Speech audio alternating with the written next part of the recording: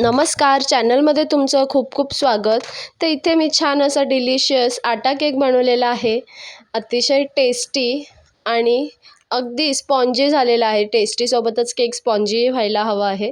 So अतिशय spongy आणि soft cake असा इथे तयार झालेला आहे, तोही गव्हाच्या पिठापासून. तर कसा बनवला आहे चला पाहूया.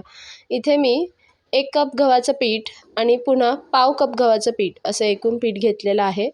त्याचबरोबर पाऊण कप कोको पावडर घेतलेला आहे, अर्धा कपपेक्षा थोडीशी जास्त.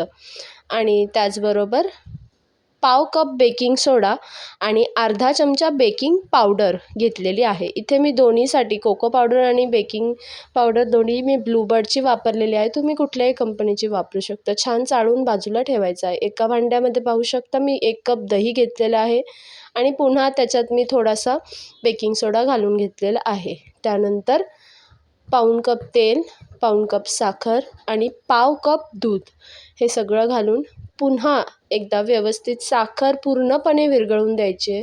इथे तुम्ही पाहू शकता साखर छान विरघळलेली आहे.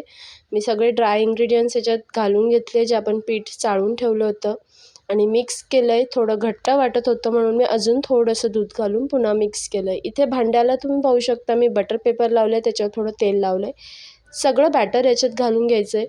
2 ते 3 वेळा छान टॅप करायचं आणि चमच्याच्या साहाय्याने असं पूर्ण व्यवस्थित परतून लेयर करून घ्यायचं आहे. आता इथे कुकर मी प्रीहीट करून घेतला होता. त्याच्यावर जाळी ठेवलेली आहे आतमध्ये आणि त्याच्यावर आपण भांडं ठेवलं आहे. कुकरची रिंग आणि शिट्टी काढून घ्यायची हे आपल्या सगळ्यांनाच माहिती आहे. सो तसं मी करून घेतलेलं आहे. साधारण 30 ते 35 मिनिटांनी मी केक उघडून बघितलेला आहे. सो बाजूने तर आता आपला केक झाला होता, पण पाहू शकता मध्ये तो थोडा ओला राहिला होता, कच्चा. सो पुन्हा मी 10 मिनटं ठेवलं आहे. सो एकूण 40 मिनटं लागली आणि केक आपला व्यवस्थित शिजलेला आहे. अगदी बारीक गॅसवर मी हा शिजवलेला आहे.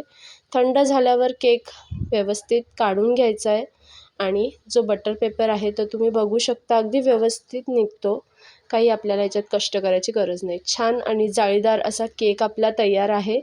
सो इथे आता मी चॉकलेट गनाशने आपल्या केकला डेकोरेट करणार आहे. चॉकलेट गनाशसाठी मी इथे पाव कप क्रीम आणि अर्धा कप चॉकलेट असं प्रपोर्शन घेतलं आहे. तुम्ही थोडं कमी जास्त केलं तरी चालणार आहे किंवा पाणी आणि चॉकलेट मिक्स केलं आणि गनाश केलं तरी चालणार आहे. गनाशला छान डेकोरेट करायचं आहे. ड्रायफ्रूट्स टाकायचे असतील तर, नसतील तर असंही नुसतं गनाश टाकून खाल्ला तरीही बेस्ट लागतो. मी इथे थोडे बदाम कापून टाकले होते आणि पुन्हा त्याच्यावर गनाश टाकले. तुम्ही बदाम आणि गनाश मिक्स केलं आणि टाकलं तरी चालणार आहे. अतिशय टेस्टी लागतो. सो नक्की ट्राय करायचं आहे आणि चॅनलला लाईक, शेअर, सबस्क्राईब करायला विसरायचं नाही आहे. पुढचा व्हिडिओ कुठला बघायला आवडेल हे कमेंट करून सांगा.